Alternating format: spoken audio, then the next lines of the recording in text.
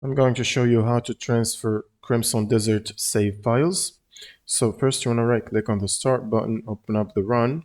Now you want to type $sign local updata $sign and press OK. Then look for a folder called Pearl Abyss, which is this one. Open it up and then open CD and then open save. And then open the folder with the long number, which is usually your Steam ID. Now you should find your current saves in the game called slot 0, slot 1, slot 2, usually starting from slot 0 up to 11, I think, depending on which slot you used to save. Now all you need to do is select the saves that you want to share or transfer to a friend, and then right click and add it to an archive or a zip file. If you have WinRAR installed, just click on add to archive and then select zip or rar, and you can give it a name, for example, saves, and press OK. Now you want to copy or drag this file out to your desktop, and then you can basically send it to your friend or share it with your friend. You can even do it on Discord just by dragging the zip file and send it to your friend.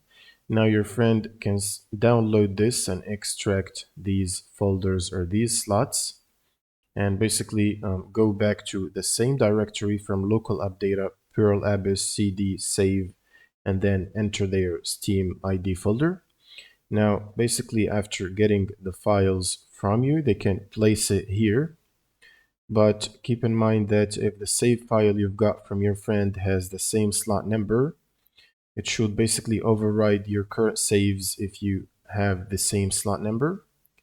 If you're okay with overriding your current saves, then you can just drag these files and replace them here. And if you want to keep your current saves, you can basically change the slots that you've got from your friend.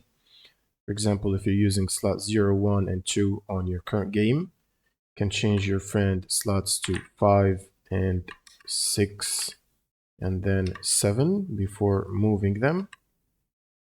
So for example, here I'm going to switch it to 7 and then copy the saves you've downloaded and drag them and drop them over here.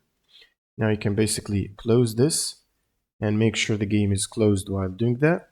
And then all you need to do is open up Steam again or Epic Games and just launch the game from there. And you can go to the load menu where you can load your saves, and then you can load your friend's saves from slot 5, 6, and 7, or whatever slot number you've used.